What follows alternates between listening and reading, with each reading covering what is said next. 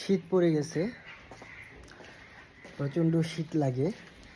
এই যে দেখুন আমার বাসা, এই যে এই যে এই যে পিছনে দুতলা বাসাটা, এই নিচতলা আমি থাকি। আর এই তো সামনে এই যে দেখুন, এই যে দেখুন আমার রাস্তার পাশে দেখুন, এই যে সরাসরি কিন্তু ফেনী নদী দেখা যাচ্ছে। চলেন আমরা একটু ফেনী নদীতে যাই। এই যে ফেনী নদীতে যাচ্ছি। এই যে দেখুন নদীর কি অবস্থা, একদমই পানি নাই বলা চলে। কিছুদিন পর আরও পানি থাকবে না, এখন তাও একটু পানি আছে, কিছুদিন পর একদম হাঁটু পানির থেকেও কম হবে।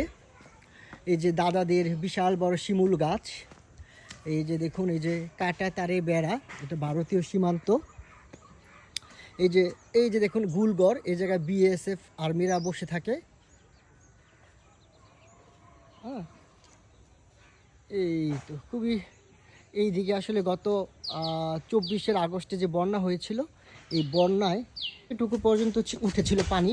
এই যে দেখুন পানির দাগ দেখা যাচ্ছে। এই পুরা এলাকা ভেসে গিয়েছিল,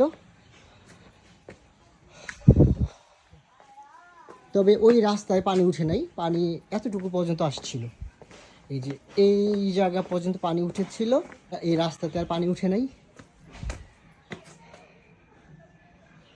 অনেক মানুষের আর্তনাদ ওই বন্যায় দেখা গেছে, কারণ এই যে এই পাশে যে বাসাগুলো আছে, এদিকে অনেক দূর পর্যন্ত বাসা আছে, প্রত্যেকটা বাড়িতে পানি উঠেছিল এবং ডুবে গিয়েছিল।